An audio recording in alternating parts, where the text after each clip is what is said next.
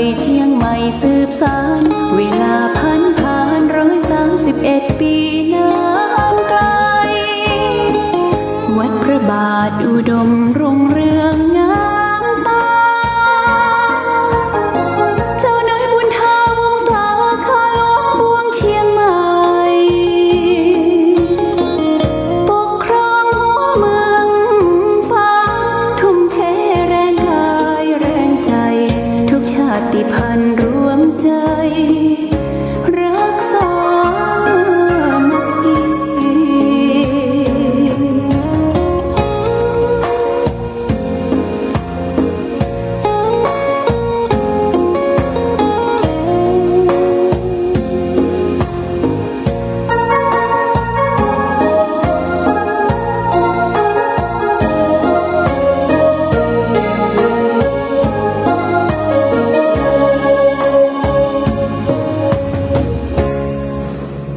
เป็นวัดร้างโบราณ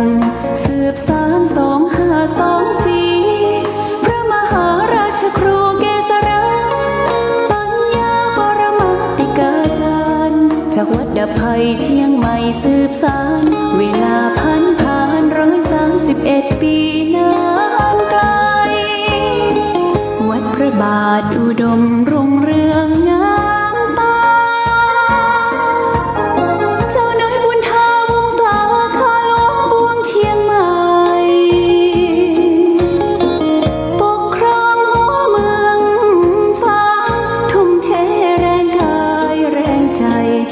ชาติพันธุ์รวมใจรักษา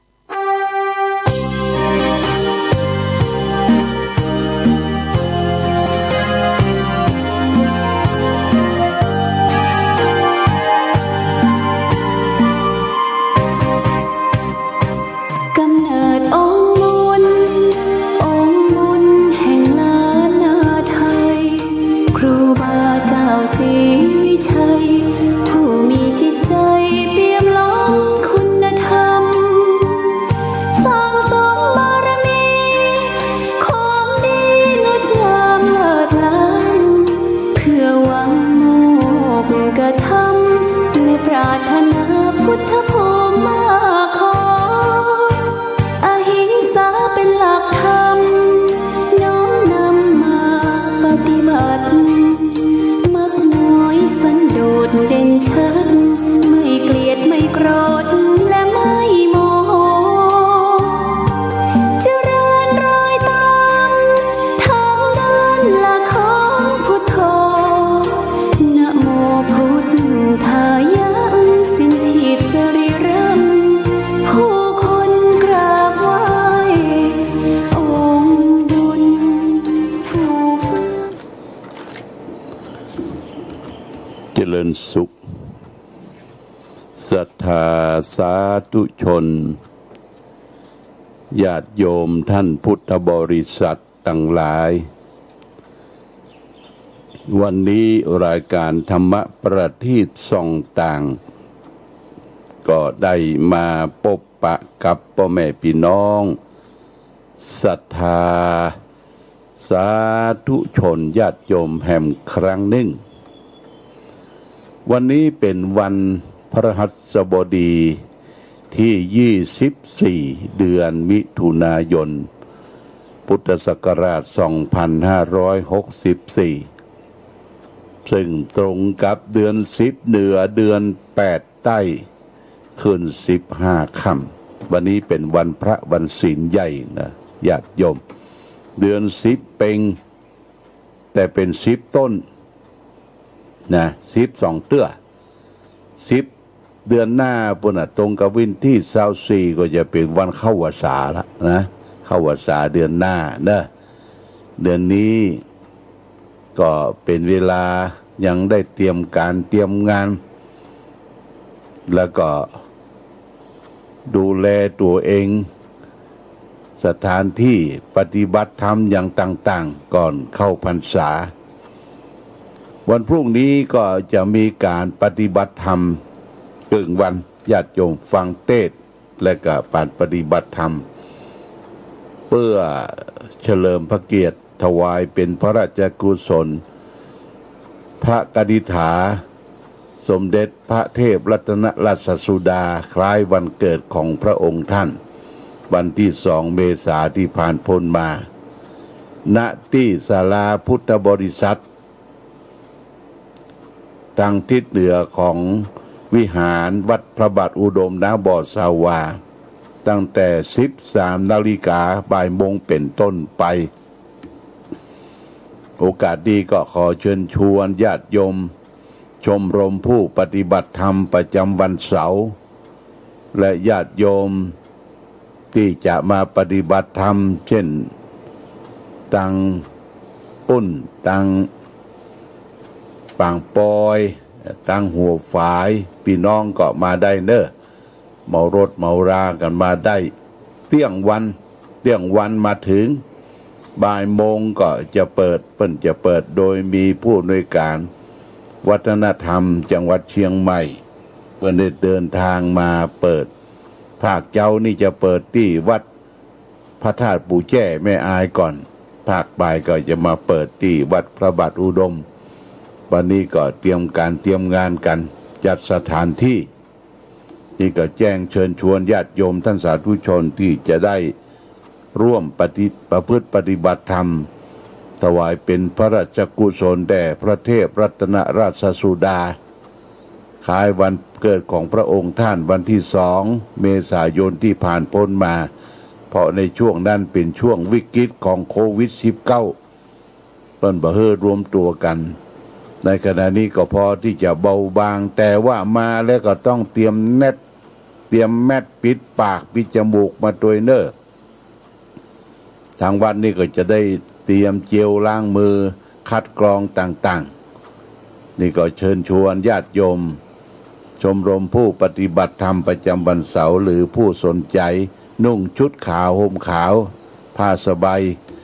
มาลงเส้นลงก้านก่อนลงเส้นลงก้านที่วัดพระบาทอุดมตั้งลุ่มเนี่ยมันต้องขึ้นมาทางบนสำนักบนปฏิบัติธรรมเฮาใจสถานที่ศาลากว้างตั้งลุ่มศาลาพุทธบริษัทนี่แจ้งให้ท่านทั้งหลายรับทราบมาในโอกาสนี้ตะวันนี้ก็มีญาติโยม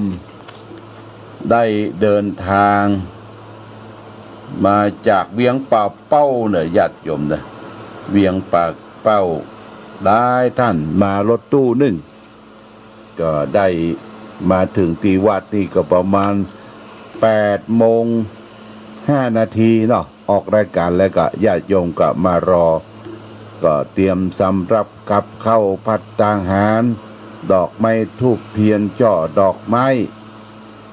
แล้วก็จตุปัจจัยอาหารสำรับกับข้าวนั้นส่วนมากก็จะเป็นสำรับกับข้าวที่ทำด้วยตนเองเป็นน้ำพริกเป็นน้ำพริกผักลวกเป็นจินนึ่งเป็นอย่างหลายอย่างญาติโยมโดยเฉพาะอย่างยิ่งเห็ดถอบเปิ้นทำน้ำพริกใส่ตังกลางใส่กับเอาเห็ดถอบรอบตังหิมต้องขอบคุณเนอะพี่น้องศรัทธาญาติโยมที่ได้นำเทียนพรรษาและก็จตุปัจจัยทายทานมาจากเวียงป่าเป้าหลายบ้านเนอะญาติโยมนะแต่ว่านี่ก็โดยการนำของนายปักขินนางสุพินนางอุศนีชาววัฒนะแม่แก้วสุวรรณนางชนิตาคลอดเทนเอาเลอร์นายณรงค์แก้วบุญตันนางคำใสตางงามนางนุ้ยพรดาบุญงามตาตุ๋ยมากันแม่ดวงดีวงตาแก้วแม่อารีโพธิวงศ์นี่ได้ถวายจตุปัจจัยร่วมเป็นยอดค่าไฟฟ้าสถานีวิทยุ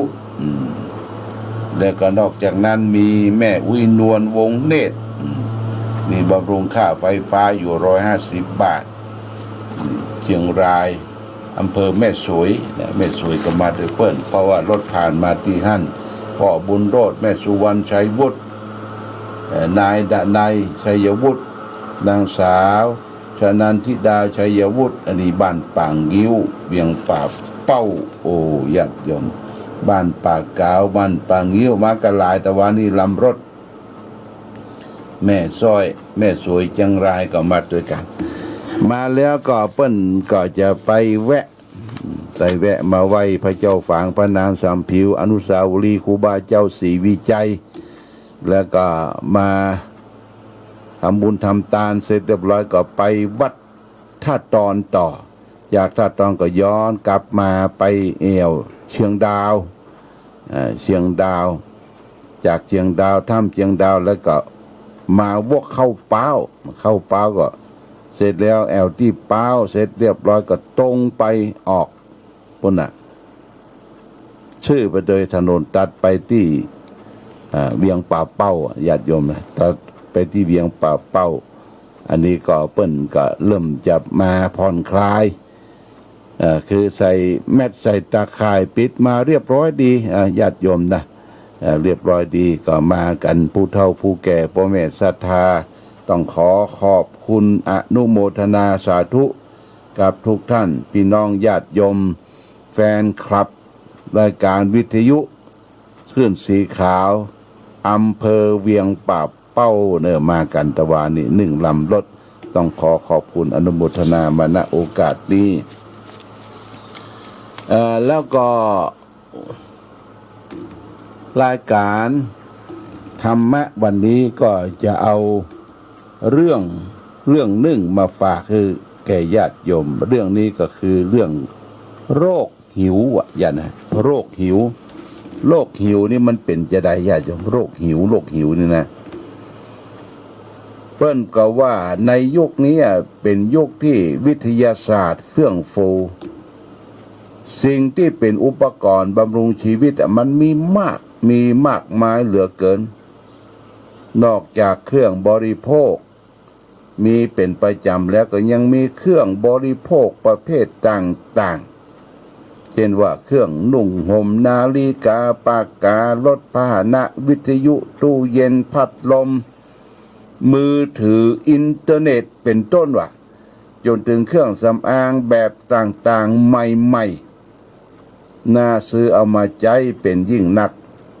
บรรดาพ่อค้าแม่ค้าฉลาดในการเอาใจใส่ลูกค้าเป็นอันดีโดยมีระบบการจำหน่ายแบบผ่อนส่ง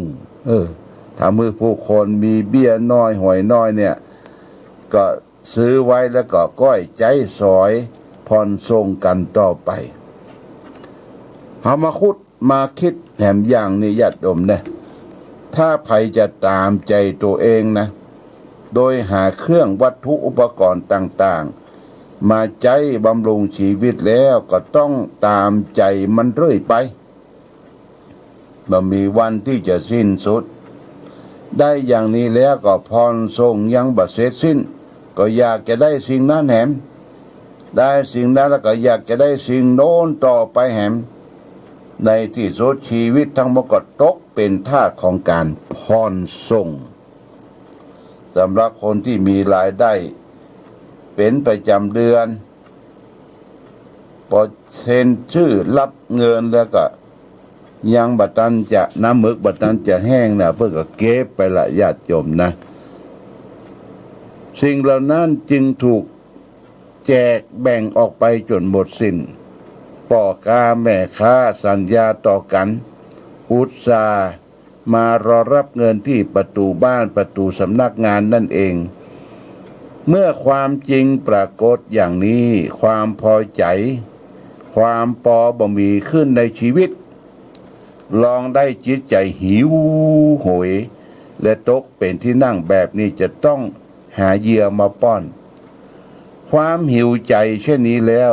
ความสุขจะเกิดขึ้นในชีวิตได้อย่างใดปวดโทษโรคหิวจะเผาใจให้เขาร้อนไม่เกรียม ได้สิ่งใดมาก็บ่เพียงพอเท่าใดเท่าอันบ่มีความยินดีพอใจเลยที่ได้มาต่อให้ภูเขาทั้งลูกเป็นกายเป็นทองคำไปทั้งหมดก็ยังบ่เพียงพอที่จะรักษาโรคหิวได้เหือดหายไปได้เลยความสันโดษเต้าอั้นจะเป็นยารักษาโรคหิวให้เหือดหายไปได้ความสันโดษเต้าอั้นจะเป็นยารักษาโรคหิวหายจากจิตใจจะมีความอิ่มเต็มและมีความสุขชิคัสสาปรมาโรคาความหิวเป็นโรคอย่างยิ่งนะญาติโยมชิคัสสาปรมาโรคาความหิวเป็นโรคอย่างยิ่งนี่เป็นพุทธภาษิตความหิวของใจก็คือความทะยานอยากตัณหานะญาติโยมตัณหาคือทะยานอยากบ่มีความเพียงพออยากได้นั่นอยากได้นี่เป็นการทวีคูณขึ้นไปรถรางที่เฮาซื้อมาหันเปิ้นมีรถใหม่ๆโฆษณาประชาสัมพันธ์ใครเปลี่ยนรถแหมละใครเปลี่ยนรถแหมละรถเก่านี่ผ่อนส่งไปแล้วหมดนะหมดบ่ได้มีอะไรอย่างที่จะนักอกนักใจพอกันใหม่จะมาจะเอาตัวเก่าไปเทิร์นวะนะคิดว่าจะเอาไปเทิร์นจะขี่รถใหม่เป็นหนี้ต่อญาติโยมนะเป็นหนี้ต่อต้องผ่อนส่งจนเรียกว่าหัวงอก ว่าจะหมดจะเสี่ยงนี่ญาติโยมถ้าเฮาเอาหลักธรรมะของพระสัมมาสัมพุทธเจ้ามาประพฤติปฏิบัติเนี่ยพระองค์จะมีหลักธรรมะของรักของการสันโดษสันโดษนั่นคือยินดีในสิ่งที่ตนได้พอใจในสิ่งที่ตนมีนั่นหลักของความสุขละญาติโยมถึงวันที่เฮาที่ไขคว้าวิ่งเต้นเสาะหาแหวขึ้นแหวล่องถึงวันเนี่ยมันไม่ใช่มีความสุขนะญาติโยมนะมันมีความสุขจิตใจทะยานอยากเพิ่มทวีคูณยิ่งขึ้นไปแม้เมื่อคืนก็บ่รับคุดญาติตื่นขึ้นมาก็มีจิตใจไปด้วยความอยากว่าวันนี้จะเสาะมาหาได้จากที่ไหนมาบำรุงบำเรอความกามคุณห้ารูปเสียงของเฮาเนี่ยนะที่เป็นอันตรายกามคุณห้าเนี่ยเขาจะต้องเสาะสรรหามาป้อน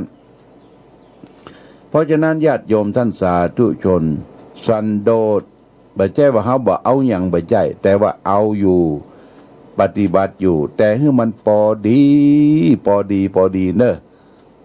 จะให้มันไปเกินตัวแล้วว่ารายได้พอกับรายจ่ายรายได้น้อยรายจ่ายเกินญาติโยมรายได้น้อยรายจ่ายเกินก็ทำให้เป็นหนี้เป็นสิงพลุงพลังบางคนก็บัดตันอย่างไปกู้นะกู้เนี่ยไปกู้เอาที่ให้ที่นาที่อย่างไปจำนองจำนำไปจำนองจำนำได้สตางค์ได้เงินมาเอาไปซื้อรถวะเอาไปเล่นการพนันวะเอาไปกินเหล้าเมายาอลองต้องแต่งเป็นหนี้เป็นสินพลุงพลังญาติโยมได้เวลาเปิ้นมาทวงหนี้นอกระบบเรียกว่าหมวกกันน็อกจนไม่ได้อยู่บ้านนะไม่ได้อยู่บ้านอยู่จองหนีเตลิดเปิดเปิงก่อนการที่ผ่านพ้นมาก็เป็นคนมีหน้ามีตาในสังคมในชุมชนพอเป็นหนี้เป็นสิ่งต้องหนีญาติโยมนะหนีละบ้านละจองละวัดละวา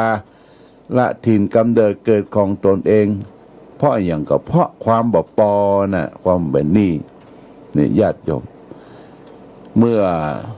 2-3 วันที่แล้วได้อ่านข่าวได้หันข่าวได้หันข่าวทางทีวีมีแม่อุ้ย3 คนญาติโยมเป็นพี่น้องกันแม่อุ้ยคนเก่าอายุ90 ปลายละถัดลงมาก็80 ปลาย70 ปลายมาให้สอต่อกันว่าโอ้บ่มีบ้านละเปิ้นจะมายึดว่ะเปิ้นจะมายึดบ้านญาติโยมที่ยึดบ้านนะเพราะอย่างเพราะกรรมกึด ของหลานนะหลานเอาที่บ้านกับที่อยู่ที่อาศัยของอุ้ยเนี่ยไปจำนองเอาเงินมาได้เงินมาจะไปทำงานที่ต่างประเทศไต้หวันนะไม่ใช่ที่ไกลประเทศไต้หวันพอได้เงินมาไปทำงานต่างประเทศว่าจะเอามาใช้แซมบ่เป็นอย่างอันสกรรมกะรายได้ที่จากการไปทำงานก็มาส่งทั้งบ้านทั้งจองก็บ่พอทีนี้เจ้าหนี้เพิ่งก็มาเต่งมาหนีบหนี้ที่ไปกู้มันมานะสัญญาว่าเอานั่นไปจำนองจำนำที่บ้านที่อยู่ที่อาศัยครบกำหนดแล้วเปิ้นจะขายทอดตลาดแล้วขายทอดตลาด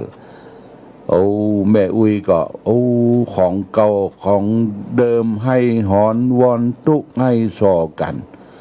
คนเฒ่าบ่ฮู้เรื่องทั้ง3คนเพิ่นเป็นพี่น้องกันนะพี่น้องกันฮักกันว่าจะไปอยู่ที่ไหนวะ